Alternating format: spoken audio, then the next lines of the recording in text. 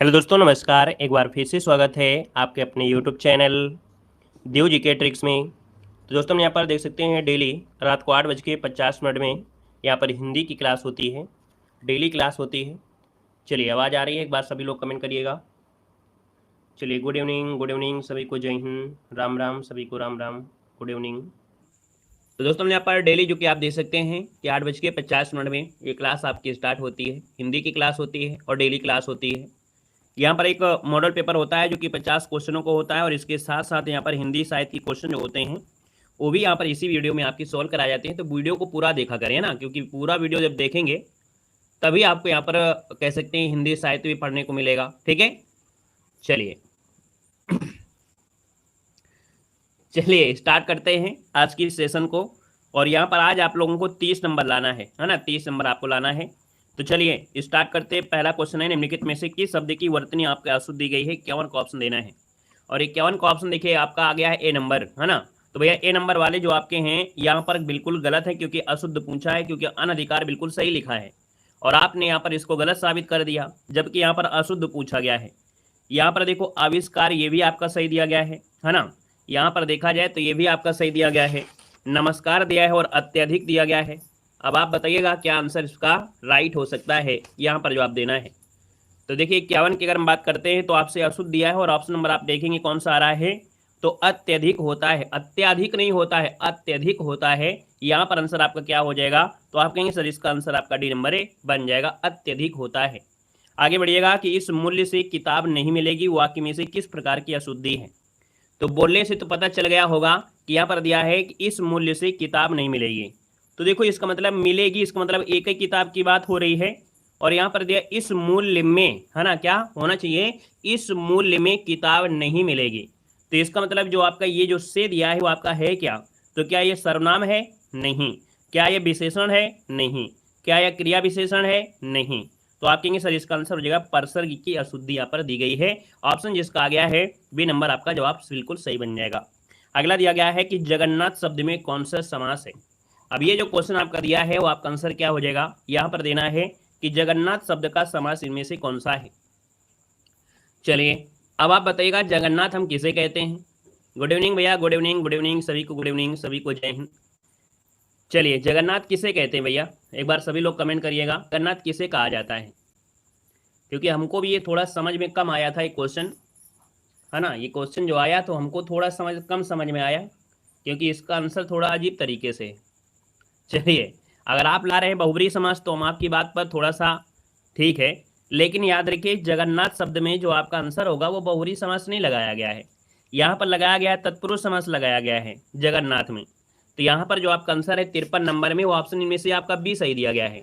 याद रखिए गूगल भी करेंगे तो आपको बहुब्री समास नहीं मिलेगा, क्योंकि यहाँ पर जो जगन्नाथ आपका दिया गया है ना वो आपका इसमें तत्पुरुष दिया है, लेकिन हमने गूगल में सर्च किया, हमको मिला नहीं, हमको हर जगह तत्पुरुष समास मिला है।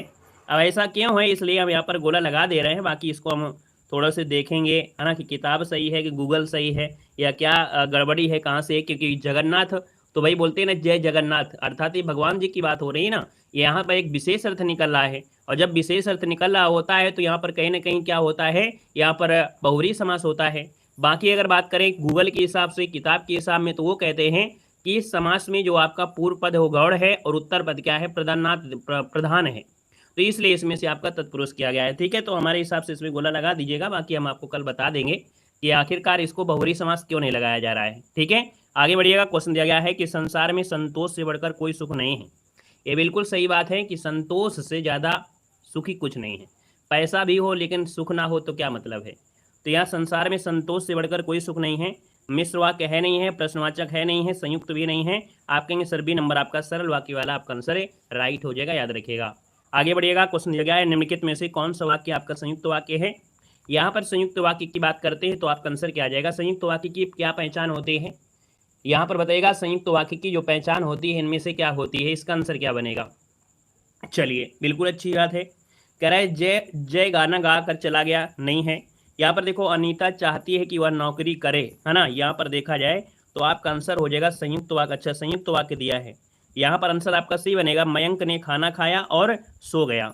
तो ये और जो दिया है संयुक्त मतलब आपके दो वाक्य यहाँ पर दिए गए हैं और के साथ जुड़ा है, अर्थात ऑप्शन सी नंबर यहाँ पर राइट हो जाएगा, याद रखिएगा, है ना, क्लियर हो गया है। और अगर की वाला होता तो ये आपका मिश्र वाक्य हो जाता, क्या हो जाता, ये आपका मिश्र वाक्य हो जाता, याद रखिएगा। नेक्स्ट क्वेश्चन दिया गया है कि सपना पत्र लिखती है, वाक्य का वाच्य आपको बताना है, 56 नंबर आपसे दिया गया है। सपना पत्र लिखती है, वाक्य का वाच्य बताना है, 56 नंबर में ऑप्शन में से क्या बनेगा। चलिए यहाँ पर जवाब देना है, 56 को ऑप्शन आने शुरू हो गए हैं और ऑप्शन नंबर देखिए आपके आ रहे हैं बी नंबर। तो चलिए यहाँ पर आंसर आपका हो जाएगा कृत्यवाच्य हो जाएगा। जैसे यहाँ पर मोहन पत्र लिखता है, सपना पत्र लिखता है, या किसी का नाम ले लेते हैं।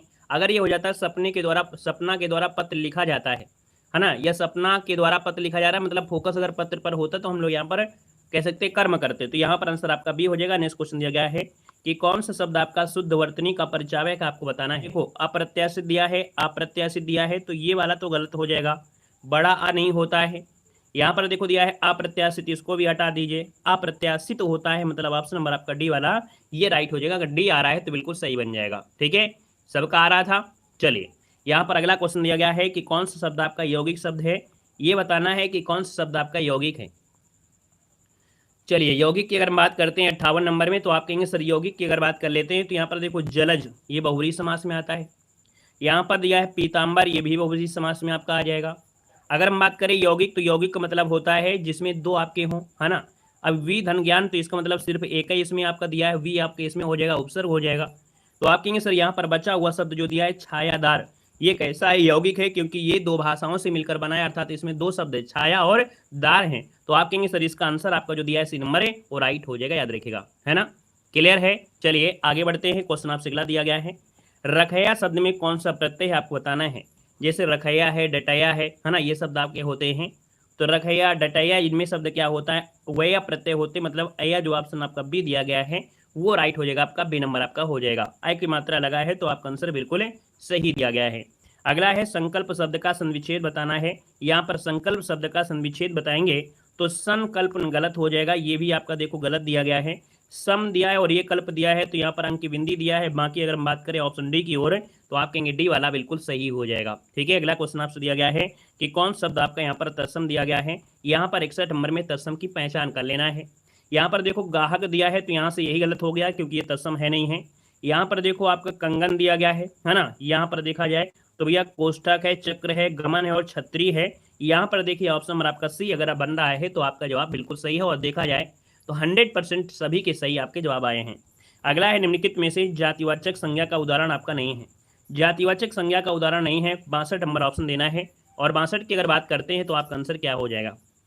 चलिए यहाँ पर देखो नदी दिया है, झील दिया है, पर्वत दिया और हिमाचल दिया है। आपसे कह रहा है जातिवाचक संज्ञा का उदाहरण आपका नहीं है। अब आप बताइएगा नदी भी जातिवाचक संज्ञा है, यहाँ पर देखिए झील भी आपका है, पर्वत भी है, तो आप कहेंगे सर यहाँ पर हिमाचल है ना, तो भैया ये तो जातिवाचक नहीं है क्योंकि बहुत हिमाचल तो होते नहीं है, एक ही हिमाचल है। हिमाचल जो आपका है व्यक्तिवाचक संज्ञा है। अगला क्वेश्चन दिया गया है उदार का विलोम क्या होता है, बताना है उदार का विलोम क्या होता है। और उदार की अगर आप विलोम बात करते हैं आप कहेंगे सर 63 नंबर में, तो यहाँ पर जो आंसर बनेगा वो राइट क्या हो जाएगा। तो यहाँ पर देखिए यहाँ पर उदार का होता है अनुदार होता है, क्या होता है अनुदार होता है, ऑप्शन नंबर आपका ए बनेगा। अगला है भुजंग किसे कहते हैं। भुजंग पर्यायवाची होता है, पनंग होता है, उरग होता है, सारंग भी होता है। लेकिन जो केहरी होता है वो किसका होता है, केहरी। केहरी किसके कहते हैं, केहरी कहा जाता है किसको, चलिए सिंह को कहते हैं, बिल्कुल सही है। नेक्स्ट क्वेश्चन दिया गया है कि कौन सा शब्द ब्रह्मा का पर्यायवाची नहीं है। यहाँ पर ब्रह्मा की अगर हम बात करते हैं तो देखो विरंचित दिया है, प्रजापति दिया है, चतुरानन है, लेकिन अगर हम पूछे आशुतोष तो आप कहेंगे सर आशुतोष तो नहीं होता है, क्योंकि आशुतोष किसे कहते हैं, जो बहुत जल्दी खुश हो जाते हैं, और जो बहुत जल्दी खुश हो जाते हैं वो कौन होते हैं, भगवान शिव होते हैं। तो आशुतोष पर्यायवाची होता है, भगवान शिव को होता है। ऑप्शन नंबर आपका बन जाएगा बी नंबर। अगला है कौन सा शब्द है बादल का पर्यायवाची नहीं है। कौन सा शब्द है जो बादल का पर्यायवाची नहीं है, आपसे 66 नंबर आपसे कह रहा है। और 66 की अगर हम बात करते हैं तो यहाँ पर देखो दिया है वारिध, यहाँ पर जलद, नीरद और मेघ, है ना। तो हमने कहा द शब्द दिया है तो बादल होता है, देखो द यहाँ भी है, द यहाँ पर है, और मेघ तो आपका है ही है। तो जिस भी आपकी पर्यायवाची में द शब्द हो तो वो आपका हमेशा बादल का होता है। तो आप कहेंगे सर वारिध धा शब्द लगा होता है, अगर जल में अगर हम धा लगा दें तो ये समुद्र होता है। हमने आपको बताया था कि अगर आपको जल की पर्यायवाची आपको आती हैं, है ना, जल की पर्यायवाची, तो अगर इसमें जा जोड़ देंगे तो ये आपका हो जाएगा क्या, कमल की पर्यायवाची आपकी बन जाती हैं। अगर जल में जा जोड़ देंगे कमल, और अगर आप जल में, याद रखिएगा, अगर आप दा जोड़ देते हैं तो ये बादल की पर्यायवाची बन जाती है, और अगर जल के साथ अगर आप धा जोड़ देते हैं तो आपके समुद्र की पर्यायवाची बन जाती हैं।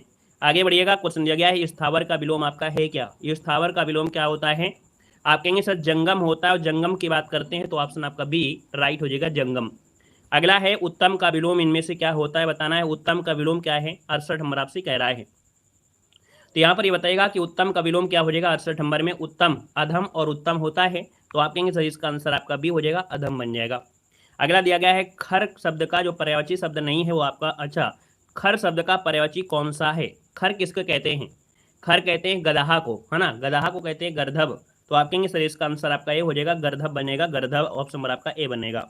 पिसुन शब्द का पर्यायवाची शब्द क्या होता है, पिसुन पर्यायवाची क्या होता है, पिसुन मतलब कहा जाता है ना जो इधर की बातें उधर करते हैं, है ना, जो इधर की बातें उधर करते हैं उनको कहते हैं पिसुन, और इधर की बातें उधर कौन करता है, कौन करता है, चलिए महिलाएं करती हैं, अर्थात जो चुगलखोर होते हैं, है ना, चुगलखोर होते हैं, तो याद रखिए चुगलखोर बोलेंगे, ऑप्शन नंबर आपका बी हो जाएगा, पिसुन मतलब होता है चुगलखोर, यहाँ पर इसकी बातें उसको और उसकी बातें उसकी, ठीक है ना, आग लड़ाने वाले। अगला है मतैक शब्द का संविच्छेद बताना है। यहाँ पर देखिए आपकी ए की मात्रा है अर्थात वृद्धि संधि है ना, क्या वृद्धि संधि है, और अगर हम बात करें तो इसमें क्या हो जाएगा, मत धन एक बनेगा।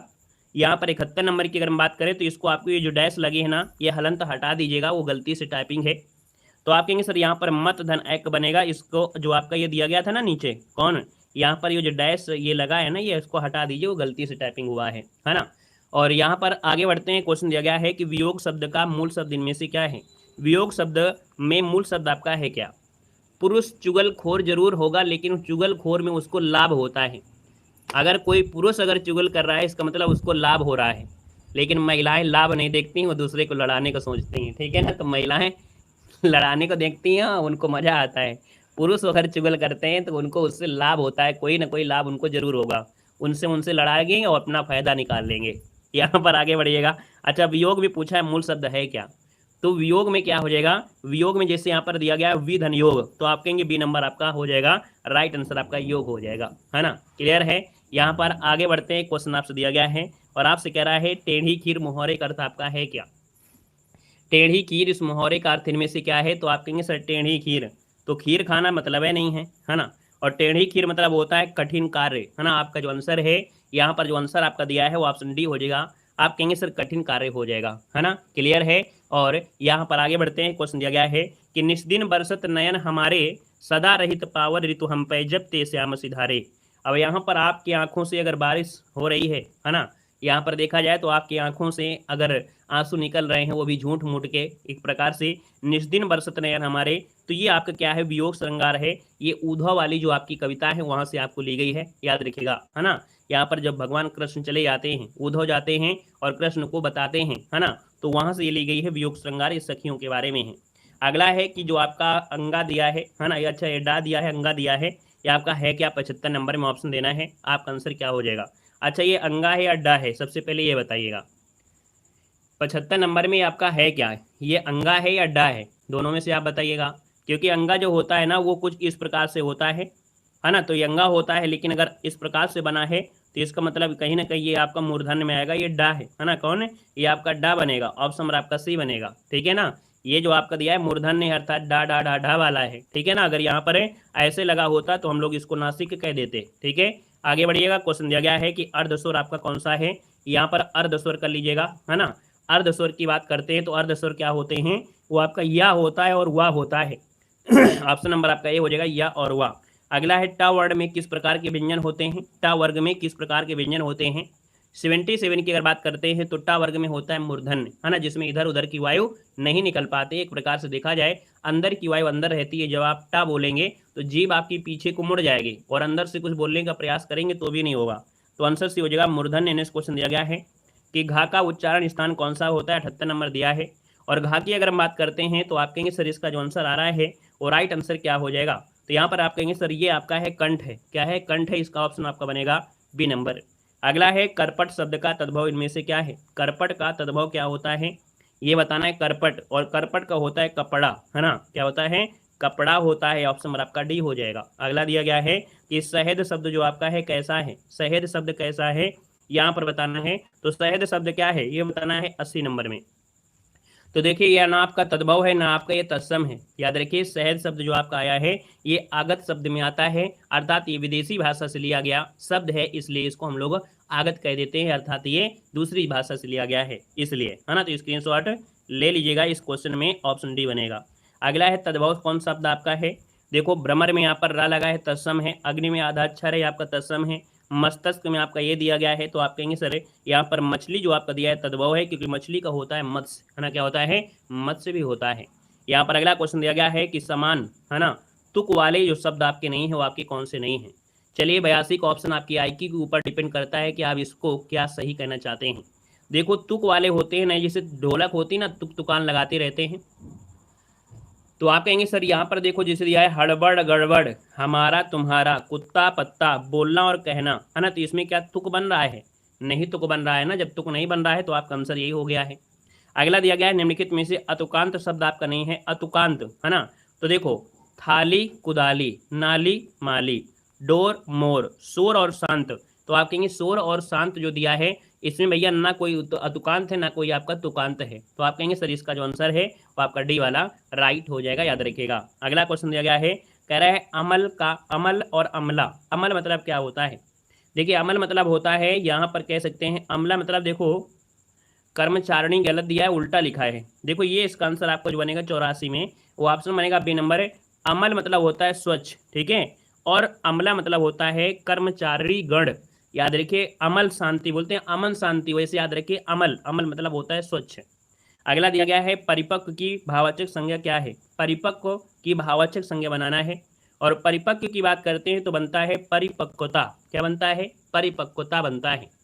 अगला दिया गया है निम्नलिखित में से कौन शब्द आपका संज्ञा शब्द आपका है, और संज्ञा शब्द की बात करते हैं तो यहाँ पर देखो दिया है भारत है, मानव है, गांधी जी है और दिखाई दिया गया है।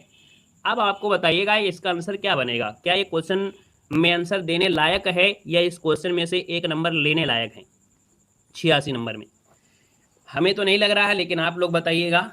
अगर हम बोलें भारत तो ये भी तो व्यक्तिवाचक संज्ञा है, यहाँ पर मानव ये तो जातिवाचक संज्ञा है, गांधी जी भाई इसमें देखा जाए तो ये भी भाव में आपका आ जाएगा, अगर राष्ट्रपिता होता वैसे यहाँ पर देखा जाए तो व्यक्तिगत आपका है। यहाँ पर ये नहीं कह रहा है कि नहीं शब्द, है ना, अगर नहीं शब्द होता आप कहेंगे कौन सी संज्ञा नहीं है, तो कहेंगे भारत संज्ञा है, मानव संज्ञा है, गांधी जी संज्ञा है, लेकिन दिखना एक क्रिया है, तो आप कहेंगे डी लगाकर इसका आंसर बना दीजिएगा, है ना। यहाँ पर आप नहीं लिख लीजिएगा कौन सी संज्ञा नहीं है और इसके बाद डी नंबर लगा दीजिएगा, है ना। अगला क्वेश्चन यहाँ पर दिया गया है, आप लोग समझदार हो गए हैं, है ना, आप लोग देखिए कितने समझदार हो गए हैं। और अगला क्वेश्चन दिया गया है कि साहस शब्द जो आपका है कैसा है, साहस शब्द जो है वो कैसा है, यहाँ पर बताना है। 87 नंबर आपसे कह रहा है। चलिए अब इसका जवाब देंगे तो हम समझेंगे आप लोग होशियार हो गए हैं। चलिए अगर हम आपसे बात करें कि सर 87 नंबर का ऑप्शन, तो यहाँ पर आंसर क्या हो जाएगा, 87 का ऑप्शन बी दे रहे हो। अगर आप बी दे रहे हो तो साहस का भैया, अगर आप लोग विशेषण कह रहे हो तो ये साहसी क्या है, साहसी शब्द क्या होता है भैया, साहस का विशेषण ही तो साहसी होता है ना, तो विशेषण कैसे हो जाएगा, ये तो नहीं हो जाएगा। क्रिया भी नहीं है, ये आपकी भाववाचक संज्ञा है, याद रखिए ये क्या है, ये भाववाचक संज्ञा है। अब आप कहेंगे तब तो भाववाचक संज्ञा बनेगी, है ना, तो ऑप्शन आपका डी बनेगा, क्योंकि साहस का होता है साहसी होता है, और साहस क्या है संज्ञा है, तो इसका हो जाएगा साहसी जब आपसे विशेषण पूछा जाता है, याद रखिएगा। क्लियर है, चलिए आगे बढ़िएगा, क्वेश्चन आपसे दिया गया है, आगे बढ़िएगा। क्वेश्चन दिया गया है किसान से बना किसानी, ये शब्द आपका है क्या, किसान से बना किसानी, और जब किसान से बना किसानी तो भैया ये क्या बनेगा, तो आप कहेंगे सर किसान और किसानी, अर्थात ये विशेषण आपका हो जाएगा, है ना, सुधारा गया अर्थात ये विशेषण हो गया। अगला है मनुष्य की बढ़ोतरी के लिए ईमानदार कोशिश की है, वाक्य में रेखांकित किए गए विशेषण का उपभेद आपको बताना है। मनुष्य की बढ़ोतरी के लिए ईमानदार, है ना, अब ऑप्शन में आप अगर देखेंगे तो यहाँ पर जो 89 नंबर दिया गया है वो क्या हो जाएगा, तो ईमानदार है क्या, व्यक्ति का गुण है, तो भैया अवस्था तो होगा नहीं, आप कहेंगे सर उसके गुण में अर्थात उसके ईमानदारी में क्या हुई, बढ़ोतरी हुई है, और ये क्या होता है व्यक्ति का गुण होता है, तो ऑप्शन नंबर आपका बी हो जाएगा। अगला है प्रेरणार्थक क्रिया आपकी कौन सी कहलाती है, प्रेरणार्थक क्रिया की परिभाषा पूछा गया है, और यहाँ पर दिया है कि जिस क्रिया में आज्ञा का बोध होता है, या जिस क्रिया को कर्ता स्वयं न करके दूसरे को प्रेरित करता है। अब आप बताइएगा दोनों ऑप्शन को पढ़ने में क्या ऑप्शन ए सही किया जा सकता है या ऑप्शन आपको बी सही किया जा सकता है, कह रहा है जिस क्रिया को करने के लिए आश्चर्य तो इसका होगा नहीं, स्वयं कर्ता ये भी आपका नहीं है। अब आपका या तो ए ऑप्शन होगा या तो ऑप्शन बी होगा। तो आप कहेंगे sir ji option B best है कि जिस क्रिया को कर्ता स्वयं ना करके दूसरे से प्रेरित करवाता है ना, उठवाना उठाना ये होता है। तो आपका आंसर बी हो गया। अगला है कि वाक्यांश के लिए शब्द आपको बताना है जो कि जोड़ा गलत दिया गया है।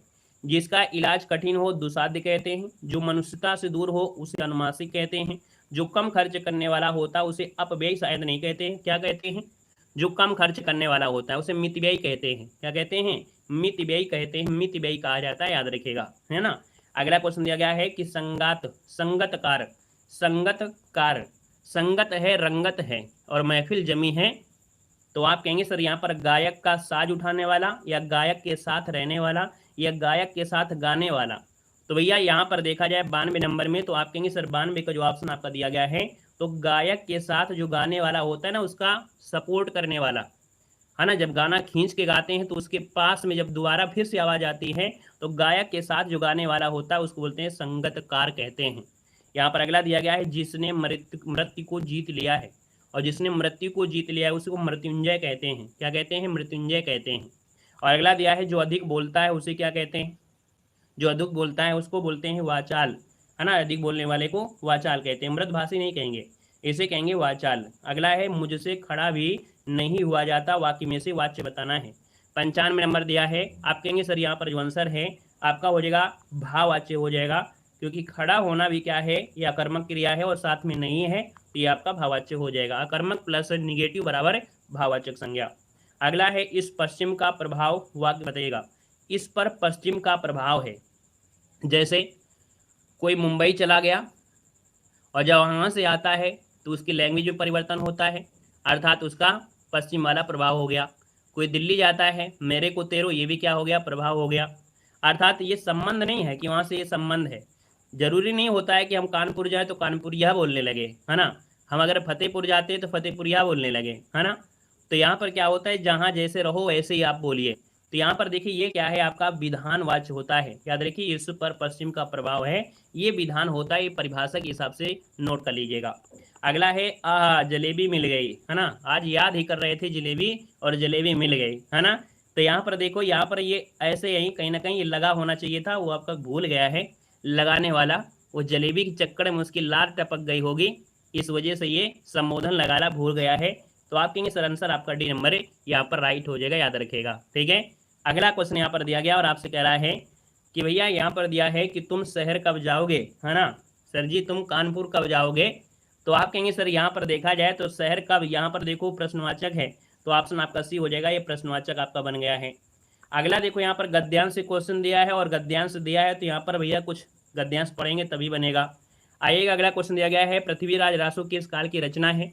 ये बताना है कि जो पृथ्वीराज रासो है किस काल की रचना है। यहाँ पर जो आंसर बनेगा वो राइट इनमें से क्या हो सकता है, सुपर फास्ट तरीके से कहेंगे सर जी पृथ्वीराज रासो जो आपकी है आदिकाल की रचना है। ऑप्शन नंबर आपका ए हो जाएगा आदिकाल। अगला दिया गया है प्रेमचंद का जो अधूरा उपन्यास है उसका नाम क्या है। तो प्रेमचंद का अधूरा उपन्यास क्या हो जाएगा।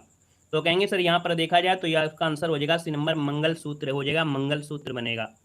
यहाँ पर अगला दिया गया है कि होरी किस उपन्यास का पात्र है। होरी किस उपन्यास का पात्र है।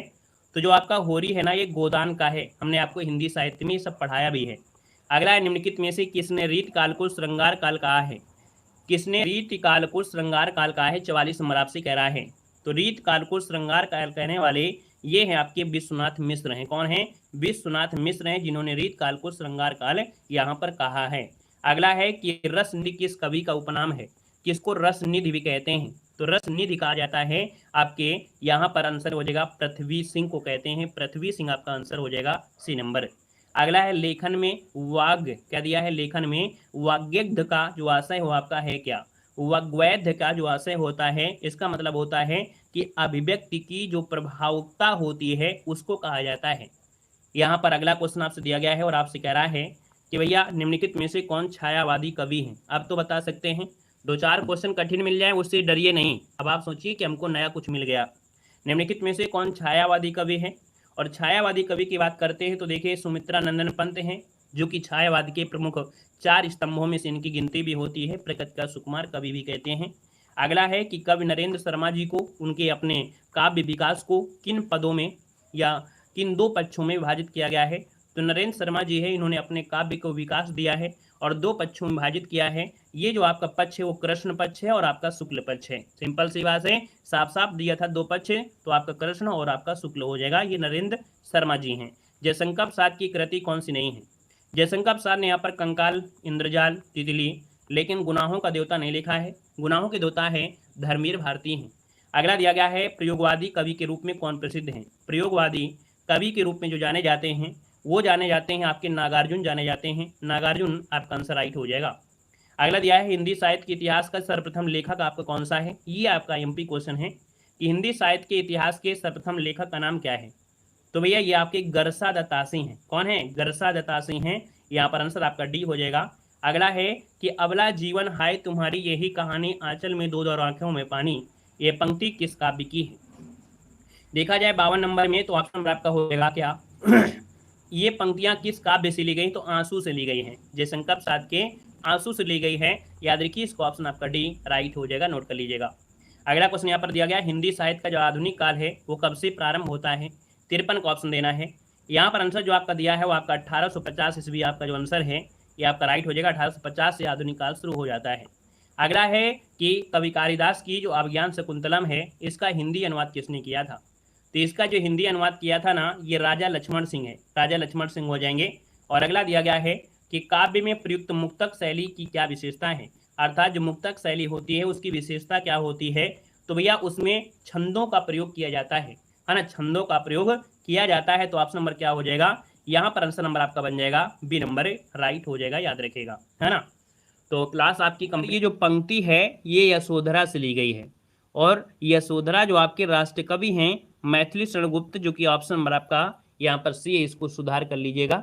ठीक है, तो चलिए जी, चलिए, धन्यवाद, जय हिंद, वंदे मातरम।